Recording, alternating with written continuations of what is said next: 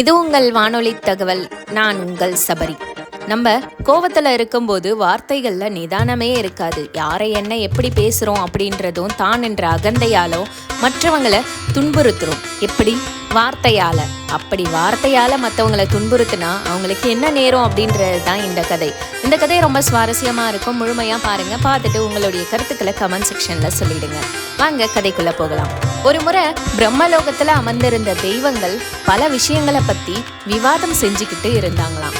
அப்போ ஒரு தேவதை தெய்வங்கள்லேயே மிகவும் உத்தமமானவர் யார் என்று கேட்க, அங்கு அமர்ந்திருந்த பிரம்மாவோ இருமாப்பு கொண்டு சற்றும் தாமதிக்காம, இதில் என்ன சந்தேகம், என்னை விட உத்தமமானவர் எவர் இருக்க முடியும் என்று சொன்னாராம்.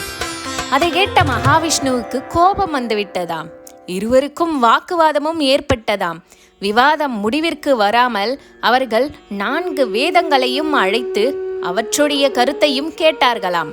அந்த வேத அதிபதிகளும் சற்றும் தயங்காமல், எவர் தன்னை வேண்டி நிற்கும் பக்தர்களுக்கு உடனே சென்று அருள்பாலிக்கின்றாரோ, எவர் மிக சக்தி வாய்ந்தவர் என மக்களால் கருதப்படுகிறாரோ, எவர் உலக அனைத்தையும் ஆட்டிவித்தபடி அமர்ந்திருக்கின்றாரோ அவரே உத்தமமானவர் என்பதினால், அந்த அனைத்தையும் பெற்றுள்ள சிவபெருமானே அனைவரையும் விட உத்தமமானவர் என கூறினார்களாம். அதை கேட்ட பிரம்மா இன்னும் அதிகமாக ஆத்திரமடைந்து சிவபெருமானுடைய உருவத்தை குறித்து கண்டபடி பேசினாராம். யார் அந்த சிவன்? உடலெங்கும் சாம்பல் பூசிக்கொண்டு சடைமுடியுடன் மயான சாமியார்கள் போல தூசி படிந்த உடலுடன் இருந்து கொண்டிருக்கிறார். கழுத்து நிறைய மாலைகளுக்கு பதிலாக பாம்புகளை தொங்கவிட்டு கொண்டு ஒரு மாட்டின் மீது அமர்ந்து கொண்டு சுற்றித் திரிகிறாரே, அவரா என்னை விட மேலானவர் என மேலும் மேலும் ஏசிக்கொண்டே இருந்தாராம். கைலாயத்தில் இருந்த சிவபெருமானுடைய காதுகளில் இவை அனைத்தும் விழுந்தனவாம். கொதித்து போனாராம் சிவபெருமான்.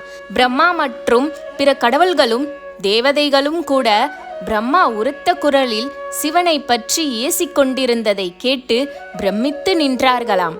அவர்கள் முன் ஒரு பெரும் சப்தத்துடன் கூடிய ஒளி வெள்ளம் தோன்றியதாம். அதனிடையே ஒரு மனிதன் தோன்ற பிரம்மா அவரை பார்த்து கத்தினாராம். ஏய், நீ யார்? இங்கு ஏன் வந்தாய்?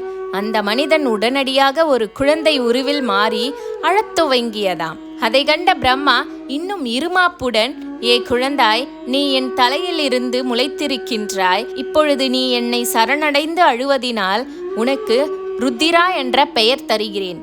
நீ சென்று உலகத்தை படைக்க துவங்கு. அழுவதை நிறுத்திவிட்டு என்னிடம் ஓடிவா, நான் உன்னை காப்பாற்றுகின்றேன் என்று சொன்னாராம். அவ்வளவுதான். அந்த குழந்தை உடனடியாக ஒரு பயங்கரமான உருவம் கொண்டவராக மாறி அவர் எதிரில் நிற்க மீண்டும் பிரம்மா கூறினாராம். ஏ மனிதா, இப்படிப்பட்ட பயங்கரமான முகத்துடன் வந்து நிற்கும் உன்னை காலத்தை காக்கும் மனிதனாக நியமித்து உன் பெயரை காலபைரவர் என மாற்றுகின்றேன் என்றாராம். நீ மக்களுடைய பாவங்களை ஏற்றுக்கொண்டு தீயவர்களை அழிப்பாய், இறந்தவர்களை மோட்சமடைய செய்வாய். காசி நகரத்திற்கு நீ சென்று காசிராஜனாக இருந்து கொண்டு சித்திரகுப்தன் கூட கணக்கெடுக்க முடியாமல் உள்ள பாவங்களை போக்கிடுவாய் என ஆசிர்வதித்தாராம் பிரம்மதேவன். அதுவரை அனைத்தையும் பொறுமையாக கேட்டுக்கொண்டிருந்த அந்த பயங்கர உருவத்தில் இருந்த சிவபெருமான் துள்ளி எழுந்தாராம். பிரம்மாவின் 5 தலைகளில் தன்னை ஏசிய ஒரு தலையை துண்டித்து எடுத்து தன் கைகளில் ஏந்தினாராம். தன் சுய உருவை காட்டி, ஓ பிரம்மனே, உன்னுடைய எந்த தலை என்னை நிந்தித்து பாவத்தை பெற்றதோ அந்த தலையை பைரவர் அழித்து விட்டார் என கூற, அப்பொழுதுதான் பிரம்மா மற்றும் அனைவருக்கும் புரிந்ததாம், வந்துள்ளது சிவபெருமானே என்று. அவரே தன் ஒரு ரூபமாக பைரவரை தோற்றுவித்துள்ளார். தன் முன் நின்ற சிவபெருமானை அனைவரும் வணங்கினார்களாம்.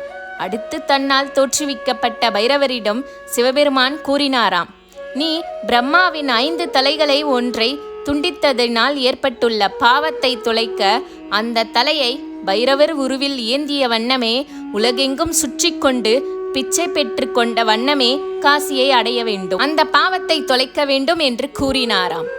அப்பொழுது அவர் அப்படி கூறிய மறுகணமே மற்றொரு பயங்கர முகத்தை கொண்ட ரத்தம் கக்கிக் கொண்டிருந்த ஒரு பெண் அங்கு தோன்றினாளாம். அவளிடம் சிவபெருமான் கூறினாராம், நீ பைரவர் பின்னால் அவரை பயமுறுத்தி கொண்டே துரத்தி சென்ற வண்ணம் இருக்க வேண்டும். அவர் காசியை அடைந்ததும் பயமுறுத்துவதை நிறுத்திவிட்டு சென்றுவிட வேண்டும். உன்னால் காசியில் பிரவேசிக்க முடியாது என்று சொன்னாராம். பைரவரும் கபால ஓட்டையுடன் பிரம்மாவின் தலையையும் எடுத்துக்கொண்டு உலகமும் சுற்றிய வண்ணம் பிச்சை எடுத்தாராம்.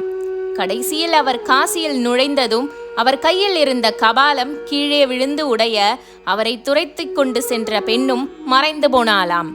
இந்த நிகழ்ச்சிதான் காசிக்கு சென்றால் கபால மோட்சம் கிடைக்கும் என்ற பழமொழி தோன்ற காரணமாக அமைந்ததாம்.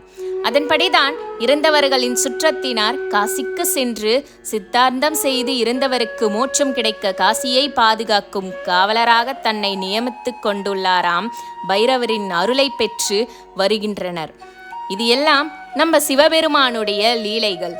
கால பைரவரை முறையாக வணங்குவதின் மூலம் தீராத விவகாரங்கள் முடிவிற்கு வருமாம். வெளியூருக்கு போகும் முன் அவரிடம் வேண்டிக் கொண்டு சென்றால் தடங்களற்று பயன் கிடைக்குமாம். தொல்லைகளும் விலகுமாம். எதிரிகளும் நாசமடைவார்களாம்.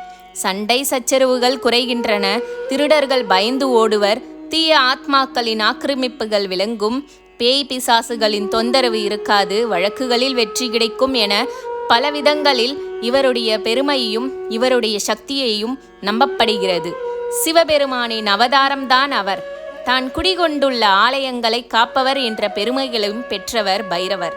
யாகம், ஓமங்கள், திருமணம் என அனைத்து சுபகாரியங்களிலும் பைரவர் பூஜை இடம்பெறுகிறது. உணவு அருந்தும் முன் ஓதப்படும் மந்திரங்களில் காலபைரவர் கண்டிப்பாக இடம்பெறுகின்றார். தந்திர மந்திர பூஜைகளில் விநாயகப் பெருமானுக்கும் காலபைரவருக்கும் முக்கிய பூஜைகள் செய்வதே சிறப்பு என பண்டிதர்கள் கூறுகிறார்கள். படைத்தல், காத்தல், அழித்தல் என முத்தொழிலையும் செய்வதால் இவர் பைரவர் என்றும் அழைக்கப்படுகிறார். பயத்தை நீக்குபவர் என்றும் சொல்லப்படுகிறார். திரிசூலம் இவரது அதிகார ஆயுதமாக அளிக்கப்பட்டுள்ளது. படைத்தல் தொழிலை உடுக்கையும், காத்தல் தொழிலை கையில் உள்ள கபாலமும், அழித்தல் தொழிலை உடலில் பூசிய விபூதியும் குறிக்கும். இந்த கடவுளே ஆனந்த பைரவராக உலகை காக்கின்றார். பைரவரை வணங்குவோம். உங்கள் வாழ்க்கையிலும் வெற்றி கிடைக்கட்டும். பைரவரை வணங்கினால் யமபயம் நீங்குமாம். அதனால் முடிந்தவரை அருகிலுள்ள சிவாலயங்களில் சென்று காலபைரவரை வணங்குங்கள். முடிஞ்சளவு வாழ்க்கையில் மற்றவங்களை பற்றி தப்பாக பேசாமலோ இல்லை அவங்களுடைய உடலை வச்சு அவங்களுடைய புற தோற்றத்தை வச்சு நம்ம அவங்கள கேலி பண்ணாமல் இருந்தோன்னாவே நம்ம வாழ்க்கையை நாம் சிறப்பாக வாழலாம். இந்த வீடியோ உங்கள் எல்லோருக்கும் பிடிச்சிருக்கும்னு நினைக்கிறேன். இந்த வீடியோவை லைக் பண்ணுங்கள், ஷேர் பண்ணுங்கள். இதுவரைக்கும் பொறுமையாக இந்த கதையை பார்த்ததுக்கு மிக்க நன்றி.